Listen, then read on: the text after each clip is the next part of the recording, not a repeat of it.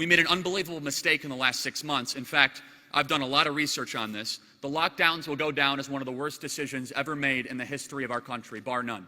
The lockdowns, they are... The lockdowns,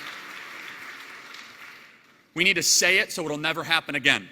I'm going to say some things that some people might deem controversial, but whatever. The lockdowns are a luxury of the rich. If you have money, you can survive a lockdown. If you don't, you have to fight and barely get by. Every metric we have for a declining society is up. Every metric. Because of these lockdowns, 150 million more people worldwide will go into extreme poverty. 150 million people worldwide, because we decided to shut off global supply chains, shut off the movement of people, goods, and services. 15,000 scientists just signed the Barrington Declaration that said the lockdowns are the greatest threat to human health. They say it's all about safety and health. The lockdowns are hurting people. These are not victimless crimes. We tried to kill a mouse with a missile, and we did not adapt as we moved on. The more we saw the data come in, the more we locked down our country. All it did is delay the inevitable and also harm our young people. 1 out of 4 of young people contemplated suicide in our country the last 90 days. 1 out of 4. Antidepressant medication is up 600% in our country. 600%. I can go through the numbers. 40% of U.S. adults reported struggling with mental health, up from 6% last year.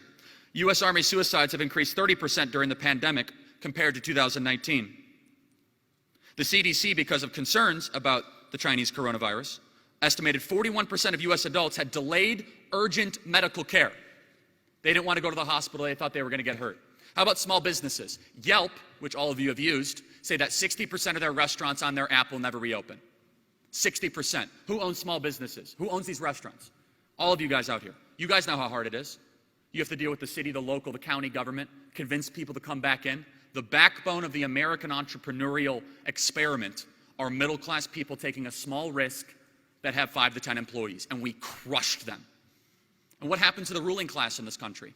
Jeff Bezos is richer than he ever has been. The wealthy and the rich, God bless them, most of which have been able to survive this quite well. It is the collectivist class that has been calling the shots in this country that hurt the little guy through these lockdowns. And they say, well, it's to stop the spread. That's a lie. Never would you ever be able to stop the spread. You're just delaying the inevitable. You could temporarily slow it, you could temporarily stunt it, but it gave people false confidence in something that actually hurt real human beings.